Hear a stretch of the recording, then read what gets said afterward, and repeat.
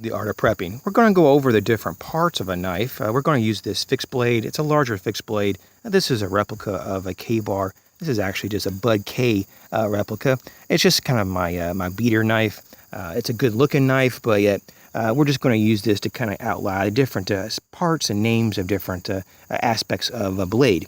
So we're going to start over here, and at the tip here, what we have here is the tip.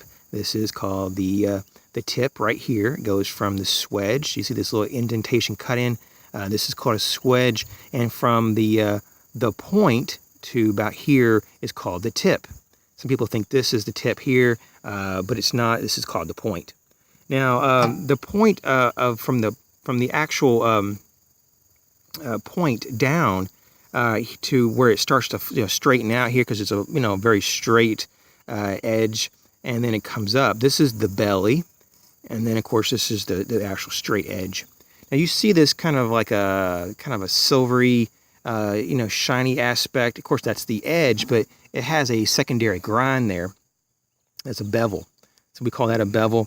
And then you have this other grind. You can see this this line here. This is on this particular knife. You can feel it, and it's flat. It goes flat. It doesn't come in, and so that's considered a flat grind. There's different kind of flat grinds. Like a Scandi grind and full flat.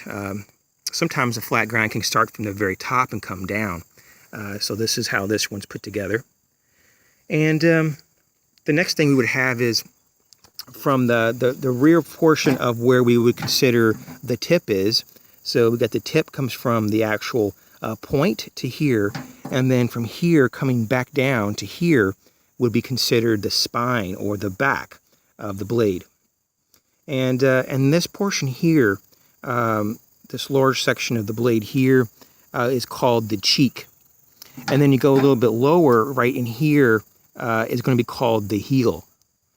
And so a lot of people don't know that, but that's what it's called. And a lot of knives actually have a little cutout here, so it's easier to actually sharpen. And so they actually kind of just cut out a little bit of a circle or half oval. So that, and I think maybe even the real K-bar actually has that. This is, of course, just a replica. This is just a little $10 knife. But yeah, it still has a lot of the features, though. So what you see here is it would have a little cutout. It would be a choil. And then the line coming down to the actual guard is going to be called the plunge line. And from the plunge line up, though, you have this thing right where this is actually lettered USMC. This is called the ricasso, right here. Now, on some of these knives, like these fighting knives, they have these little cutouts here, like it's almost scalped out. They call them blood grooves. And so that pretty much takes care of the actual blade. We'll go into the guard.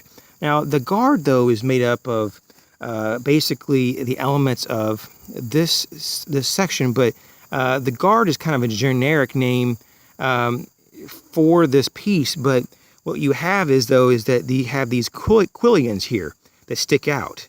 And the guard itself, though, is mainly just right here, and the quillions come out. Some people say that the entire piece is also a guard. That just depends on your definition of it. Okay, and then the next thing would be, we'll get into the handle now. Now, of course, on this model, it has stacked leather washers.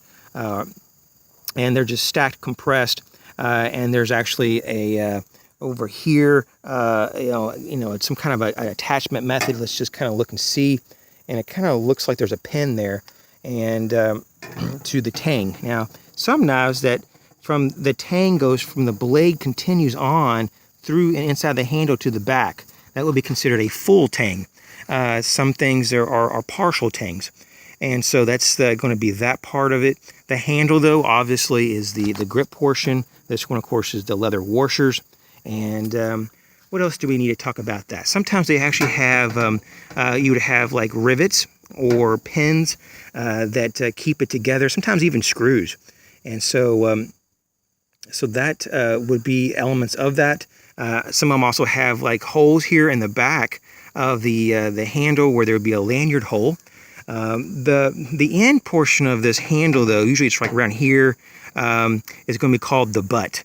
And also, if you have a protruding element, even like this, could be used as a makeshift hammer on the real one at least. I think this one's more plastic because it's a replica. It would be considered the pommel. And I'm just going to think here and make sure we got all the parts. I do believe that we covered it. So I think that's going to actually be it for today. Thanks again for joining me. These different types of knives have different types of features and elements to them. And this is just kind of an example of what you could expect for a fixed blade knife. And of course, a lot of these same names and terms apply to folding knives as well. They're just configured a little bit different though, and the layout is a little different though than a fixed blade.